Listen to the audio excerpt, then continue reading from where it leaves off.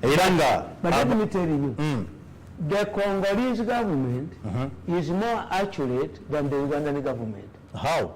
The Congolese government is saying we are operating a joint operation. Yes, against, yes. It's not an invasion from Uganda. Yeah. As you talk about an invasion from Uganda, the Congolese authorities, they have an accurate person, a spokesperson of government. Why is it that Uganda tukirabanga invasion? Communicators. Hey. Yes. Okay. Two, the Congolese are saying abasajja batubadde bubi.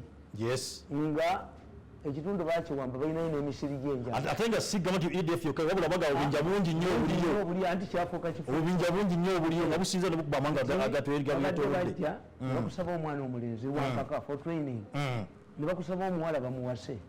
Bakola halamu yennyini. Bwe kiri. Kakati the Congolese government is giving explanation that it is they invited Uganda to help them. Yeah. Even the United Nations is concerned at only two for protection of civilians. Yes. And two, to ensure that you don't repeat the earlier mistakes. A UN official said that we encourage countries to come together to fight a common enemy. Si kye kiri mu Uganda mu mpapula zaabwe. Nina kisina kirabako. Yes. Kiralanyiriza an attack. You know, this is a joint operation. We invited the neighbor to help us. Yes. Kakati, this is where their problem is. And the parliament ebuuza mwaddeewo olukusa. Andi nkubulire. Eyaffe ye Uganda. Constitution kyetaaga na kikolebwa. Constitution kyetaaga na kikolebwa. Yes. Okay. Nandera semateeka agamba bweba ng'ejja ligenda kufulumako ebweru parliament ebeere lutalo. Is it practical? Nababuuza nti bw'oba ogenda okukola akaboozi n'omukazi wo omala kuzuukusa abaana balabe bakola bebi yasooka. Bw'oba oyina okukola ki? Bw'oba yagenda kufuna bebi mugenda munoonya bebi. Munoonya bebi. You are engaged in the manufacturing of another baby. Kakati, do you invite, do you wake up with the children? Abaana tugenda kukola bebi. Oba mukikola mukasirisi. Yes, bwe kiri. Okimanyi nti abantu abamu abalina akazigo akamu bamala kuwa baana njaga oba walagi. Anti mulina akazigo kamu abaana bali wansi. Ate abakazi tebaagala nnyo kwesittaza baana baabwe. Kituufu. This is why for us in Uganda abaana bwe bakula babeera ku boys quarter. Bwe bafuluma ennyumba ennene. Kusigalamu aba ne bwe okuba. Ate jjajja omukazi asula eno ne jjajja omusajja asula eno. Yes. Okay. Kakati, you see, even now, I have not seen the opposition in Congo advancing the same arguments. Opposition yaffe eyiwa ne Uganda. Bwe bati bwali kati nawandika akatabo kange kano. Omanyi politics wa Uganda is going to Kisoro. When you are going to Kisoro, you rotate around the same mountain. You rotate around the same mountain. Okay. And therefore, muyinza okuva mu Congo yinga emmotoka emu eri wansi endala eri wano endala eri wano. Kakati politics wamu yenna afaanana. Nawandika akatabo kano. How Mbabazi plotted his failed coup. Okay. Akatabo kange kano bwe nali nkatandika nabagamba nti mu introduction nali mbagamba nti nagenda mu New York nensinkana Lugunda. Lugunda nali awa ekyemisana nemuga nti Mbabazi is fighting. Wangamba ina yamaka is it a clinic? Lugunda told me Ndugu, it cannot happen. Nemuga, it is happening. It is happening in Uganda. But when I told him, Uganda did not accept that Mbabazi was fighting himself. Nayenga nti nali maze okutegeera nti Mbabazi was fighting himself. I detected it early. I mentioned it in this book. Okay. But I look for it somewhere. I thought it was in the introduction. Kati kuya Mbabazi ejyetya muwate mu Congo. Kakati nabawandiikira ne mbagamba nti ebikwata ku Congo. Nsonga ya Congo kati. Yes. Nabawandiikira ebikwata ku Congo. Ne mbagamba nti you see the media, the enemies of Museveni started by discrediting Museveni's family. and reducing the problems of Uganda to Museveni. Tukita penasseya. Balamuzi yabalonda, bano yabalonda. Commission yagironda. You heap tukita sacrifice lamb. Tuweni abayuda bebakireta. Mukati ndigemu nemuje saddaka buli muna ajiwandula kama lose bibya ine bikola ki. Okay. Nebigenda. Okay. Politics tumuyita. Tipenasseya. If you want Uganda to have peace, remove Museveni. Uganda is Museveni. Ila ne Kenya bayi ya slogan. Kila kintu kinawezekana kwa Kenya bila Moi. Neba minister ba Moi. Abamu baddeko. Mubaliza iringa bagenda mu opposition. Baba kubirengalo. Bakozesha amanyi nnyo. Okay. Kila kintu kinawezekana kwa Kenya bila Moi. Mune wano wekiri. Wano mukuru yava juzi jana tumwine nagamba nti abannange bintu badagamba wali wawodda. No. When do you become mulokole? Bakugobye. Kakati nkugamba. Nti bayiye ebintu ebikuba Museveni. Okay. Nabagamba when Uganda acquired a new presidential jet, the opposition took it up, accusing the president of extravagance amid socio-economic hardships. However, the president did not invade the national coffers at night, and he took the money, and the aircraft acquired is a national asset. Its procurement was debated, evaluated, and approved and sanctioned by Parliament. However, the same parliamentarians who passed and approved this transaction pretended in public as if it was something strange to them. Museveni talumba national coffers nagan sente. No. Parliament ya approving. Yes. It's a national asset. You're not buying it. See, like this vehicle I have. Is it mine? Let them move and pay motor young is private. Is it private? So says the government. The moment I die, I go away. The vehicle is not that's not my vehicle. Yes. Nabayamba State House. Nagana okola nga tuwali motoka ya gundi. Nagenda kutuka yinga bayine motoka emu. Abakozi nona pito mwatambulira. I refuse. I cannot move with anything that. If you cannot have money to buy a vehicle for me, will you educate my children? I refuse. Buy a vehicle for me. Or buy wings. Okay. The tradition is the press secretary has a vehicle. A tradition. Yeah. Something done. Kakati nkugamba. Ne State House empya. Naye bagirwanyisa. State House belongs to government. Yes, see, is only citizen number one is Museveni. Atulangwa. Nembelanga in terms of the president. Ntulao. Because for these people, they don't know that one time they have a chance of sitting there. Buli kimu bakirwanyisa. Singa mulowooza Amini yagula presidential jet. Bwe bagitunda ne bagula ki? So you must understand, did Amini go with the flight? No. Nenkugamba. They also say Museveni wastes money in international and domestic tours. Yeah. And like kings who have the privilege of okulabika appearing to the public at their own liberty when one wants. President Museveni has a national duty of visiting all the parts of Uganda. This explains why he is constitutionally required to make a State of the Nation address annually. How can he duly exercise this duty without visiting all the parts of the country? Whatever state lodges is so the next president must understand. Yeah. You must make a national address. Nimbagamba democracy scare. Tuchali ku Congo. Akati ntuka ku Congo. Akati poka nija nakawandika 2013. For God and my country, written on Monday, 25th November 2013. This book is a personal gift to myself to mark my birthday. Kaine miaka ime? 2013 tukatuli miaka mwenda. Nkugamba. Nti democracy scare. When the APDF went to Congo and defeated both Cong and AdF, those who had invested in these criminal groups turned their anger and frustrations from the then Lieutenant Colonel Muhoozi in order to undermine the mission. We had, as we are hearing today, all the nonsensical arguments such as the military operation was not necessary and that negotiations with the criminal groups was the best option.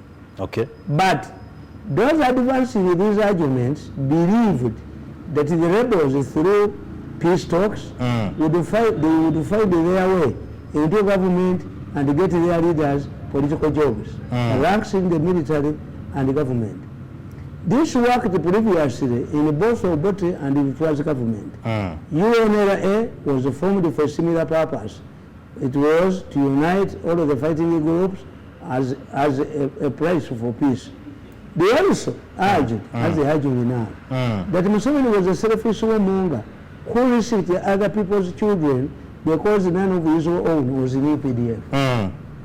Bebali bagamba Museveni asacrificing babane ye abati babeerayo ye talina mwana Besigye bwabagamba nti mwekalakaze omwana we yamukulembera asiremu talinawo ali weeru tali mu ggwanga Bobi Wine yebaze nti aze tugenda mu stoga abana basobola kulinnya tebaze kwesinga abana basobola kulinnya nnyonyi abana tebasoka kudduka basobola kulinnya nnyonyi yes kakati nkugamba ti when Muhoozi joining the army, which they were demanding the opposition, they changed the tune that Museveni was favoring his son and preparing him for the presidency. For the presidency. Ajamu tikisa amanga zikula. Mumu mugambi talina mwana muji. Mumaje. Kati bwamuleta moja kwa mwetisi wa migugu. Kwagenda bwa. Era ino kuba ku kyako. Alengera kuba protected. Yeah. Yes. Is protected. Is not protected. It takes risks. Yeah. Kuba waligambye era ekiraba ndi balumbe Falkland omulangira w'Ebungereza gundi Charles muvuzi wa helicopter yagendera ku mmeeri. Yes. Okay. He accompanied the British Army. Kubanga naye yetayinza kusukala nga ali mu gundi. Yeah. When Muhoozi commanded the successful mission against Joseph Kolindi Alasi Galamba National Park, it was described by Monitor as a public relations exercise for the first son that he wanted to attract newspaper articles. This is why they don't mention him anywhere. Attention and get political mileage in his crusade for the presidency. If it was done for public relations, it was not his fault. For already he was in the army and hence part of the attacking team. How can you score in football when you are not part of the playing team? Era tebera ku kisaawe ng'oli mu ttiimu ate osobola otambira seggolo mu standi zeero bwemugana nti buli kocha aleete mutabani we n'ateeba goolo ate muvumirira tuba twagala buwanguzi kubanga abali kuba mu kirasa mwalimu nti mukubi wa nduulu bwekiri the fact is that he is here he must score bwekiri kubanga tuba twagala results. Yes.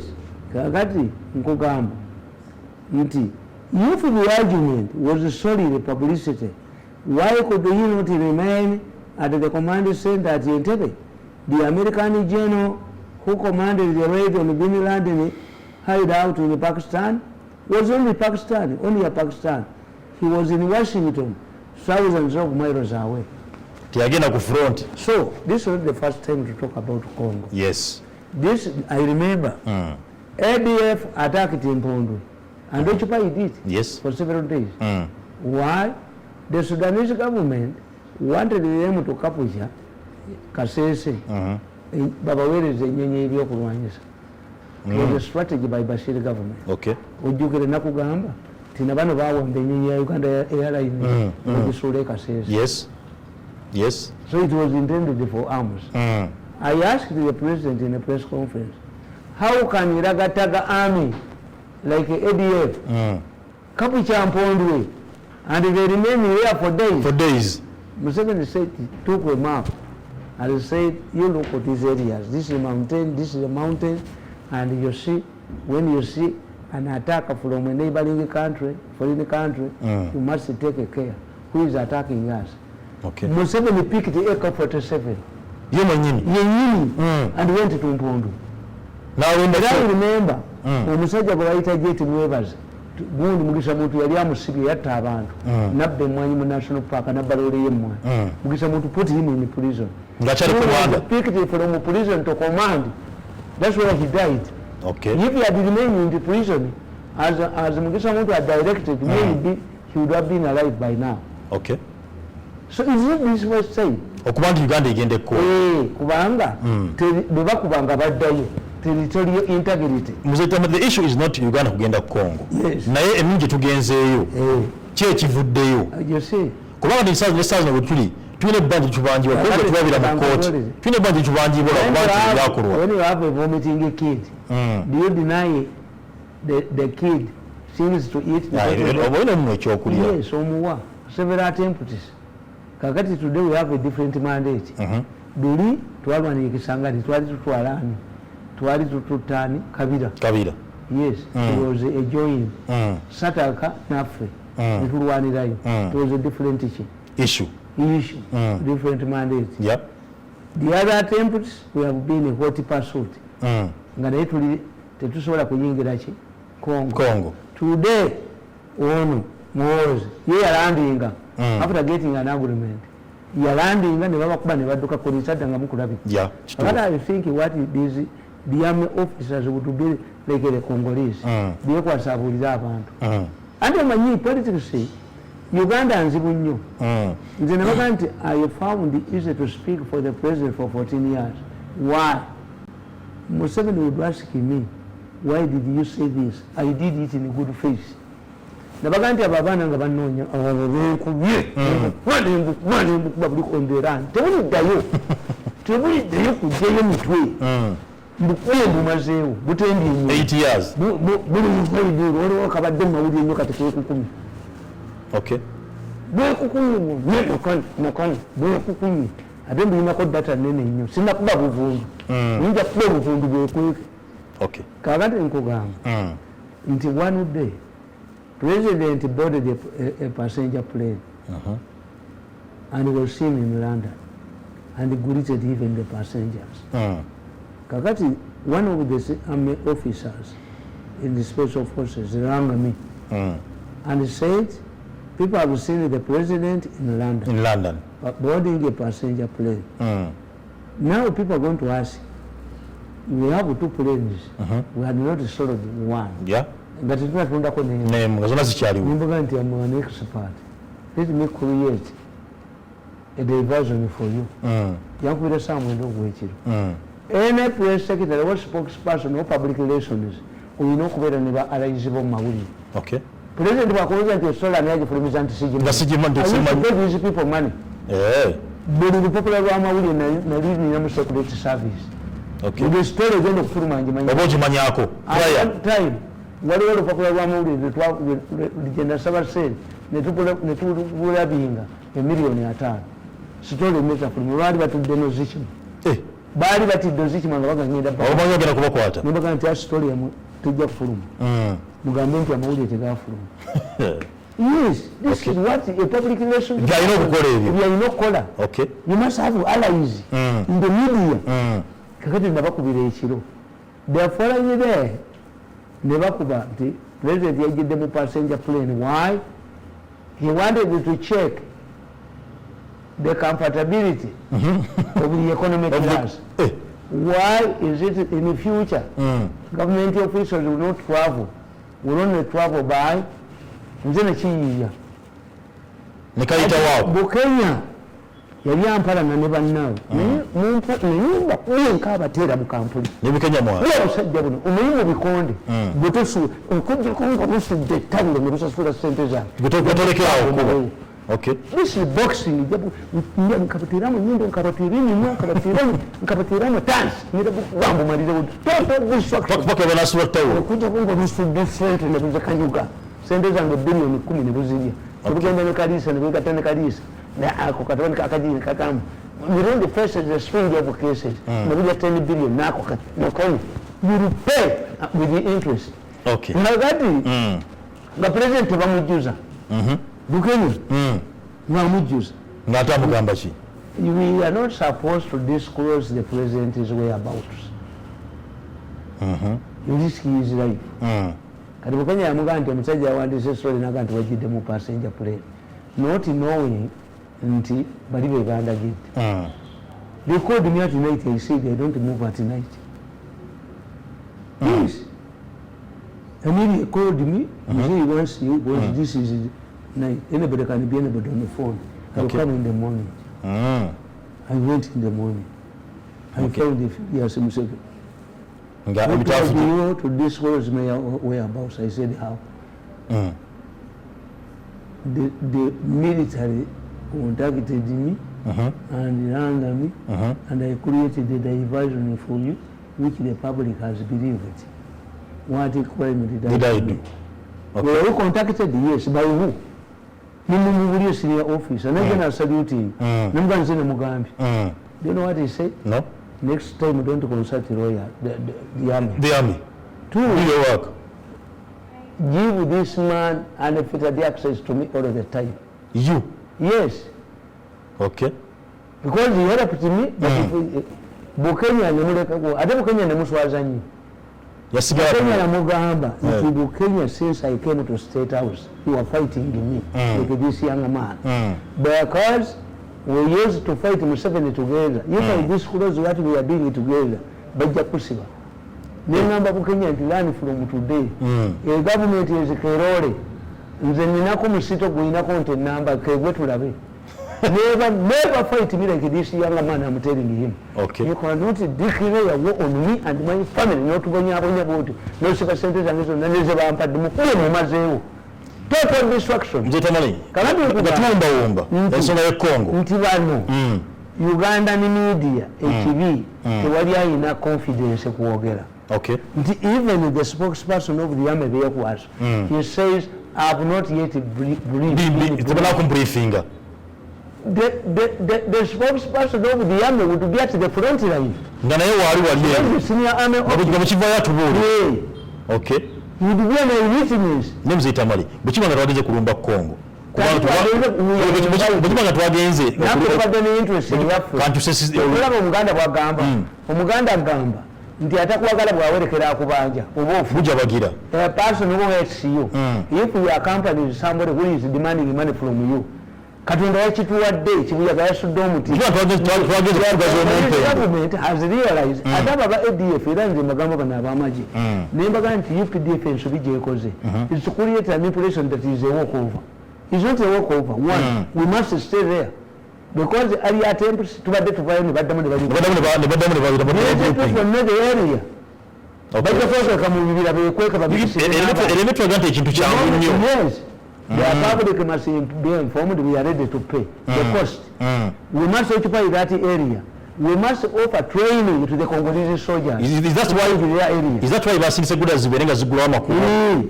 we must ebisali ebikolanga sali olumu baali bagayaga nti tuli wano tugenda kutuka Kinshasa sali used to risk. So you need to inoculate your people for bad news or for good news. This is not a walkover. This is what the Americans do. Katusabe, banagala katusabe, ekiri Congo. What if you go to Wavayo? Katula bekibadde mu Afghanistan. Immediately the Americans troops left. What happened? Anarchy. It's only because the Americans might have already managed negotiated with the Talibanis. I told you that the Talibanis have learned to talk by America 20,000 or Singapore in the battle when about to jump power. Okay. Two, as a state, by rules, as a state they have obligations. Katusabe, Americans 20 years to live where? Afghanistan. It can take us 20 years. To live in Congo. Mission is in tell the people. Mission is in this is draining and coming back, hitting and coming back. Draining economy Gwanga. Katusabe no EPD for Kobe Congo. The shape budget for Kobe. Joe, when Nabo's the driver and go. When never never stay council managing in Kampala. Me, I work on the foot in the Kampala. Then you don't more win. These people don't know what Kampala means. I think nalabye abantu nti oyinza okukera ku makya kuwa sekanso n'ogamba nti ngoba abatemberi mu Kampala at this time ufa kati abasuubuzi abali mu bizibu za keeni bagambye singa kesi tegenda batembeyi ku makulu mujjano bagenda kuba tebagenda kusoza layisensi nabo bagenda kwedimba namwe mu bifulumya ebweru ebyammwe bano bagenda okujjanga ebyammwe byebiri ebweru ate bale edduuka libeeremu ki yandika nkubuulire why is it Uganda needs a fear to enter kankubuuza lwaki mu bibuga bya Uganda amaduuka gonna gagoberera luguudo lwaki tembeera mu streets Uganda needs a fear to enter shops kuba bababbiramu basanga abantu ne bawaayo sente ne bakola ki two they are fair to address the issue of rent nti basasula sente nyingi muki bananyini bava juza nga bagamba tebasasula is added in kuki kubanga ne bana ab'ebizimbe kyebaganye okubulya president ti one twewola sente at high interest rates mukuva mu banks and they repay because bank anzibi kati ngeni yabafamu sente tina sente government yagikulopinga kuba yagakana kati ne babagamba nti buli revenue authority asasula revenue authority ayita mu your bank.